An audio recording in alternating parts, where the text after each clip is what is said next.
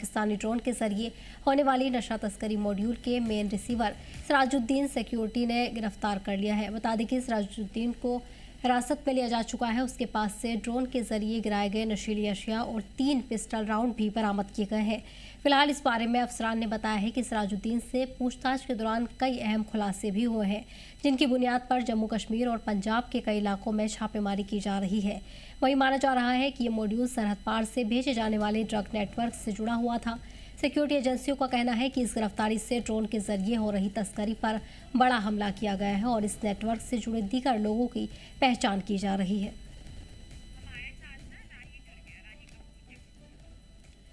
इसी पर खास जानकारी के लिए हमारे नुमाइंदे राही जुड़ गए हैं।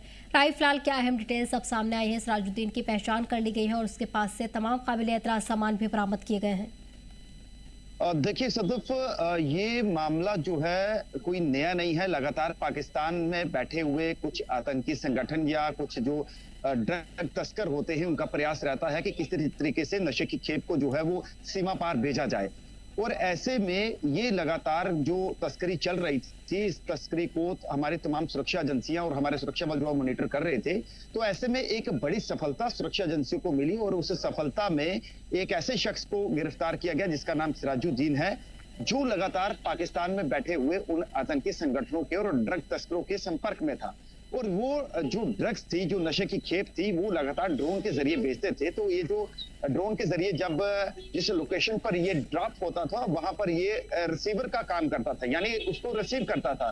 तो सुरक्षा एजेंसियां लगातार इसे ट्रैक कर रही थी। तो आखिर में उन्हें एक बड़ी सफलता मिली और इस शख्स को गिरफ्तार कर लिया गया। और इससे नशे की खेप के साथ साथ कुछ रोड्स जो है वो बुलेट भी जो है वो मिले हैं, पिस्टल के रोड्स भी मिले हैं। तमाम सुरक्षा एजेंसियां इससे पूछताछ कर रही हैं।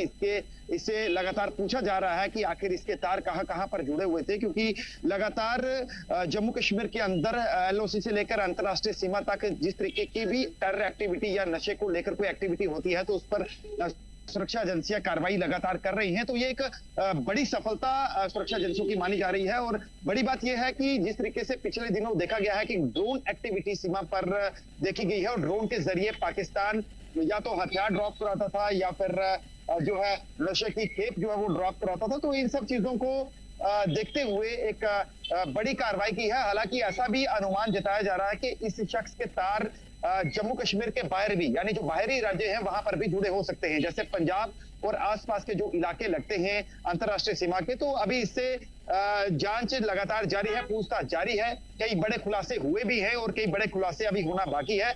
बहरहाल एक बड़ी सफलता है। सिराजुद्दीन को जो है वो सुरक्षा एजेंसियों ने गिरफ्तार किया है और ये लगातार पाकिस्तान के संपर्क में था और वहां से जो भी नशे की खेप आती थी, उस नशे की खेप को ड्रोन के जरिए ये रिसीव करता था। तो एक बड़ी कार्रवाई जो है वो सुरक्षा एजेंसियों ने की है और उनके लिए एक सफलता है, क्योंकि इसका ये जो पूरा मॉड्यूल है, ये कहां पर कनेक्टेड है, कौन कौन इसमें और लोग मुलविस है, कौन कौन लोग शामिल हैं, तमाम इसको लेकर जो है वो पूछताछ लगातार जारी।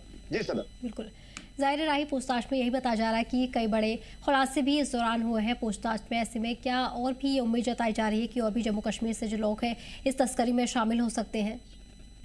देखिए, इस तस्करी को लेकर जो भी ये नेटवर्क है, इस पूरे नेटवर्क का बांडाफोड़ जो है वो सुरक्षा एजेंसियों ने करना है, क्योंकि अभी कुछ चीजें निकलकर सामने आई हैं, कुछ चीजें अभी पेंडिंग है, क्योंकि जैसे जैसे पूछताछ आगे बढ़ेगी। हालांकि इसने ये ऐसा किया है कि ये काफी लंबे समय से पाकिस्तान में बैठे उन लोगों के संपर्क में था जिनसे लगातार ये बातचीत भी करता था। उनके द्वारा जो नशे की खेप भेजी जाती थी या कुछ देश विरोधी कुछ ऐसी एक्टिविटीज थी, उनमें ये शामिल था।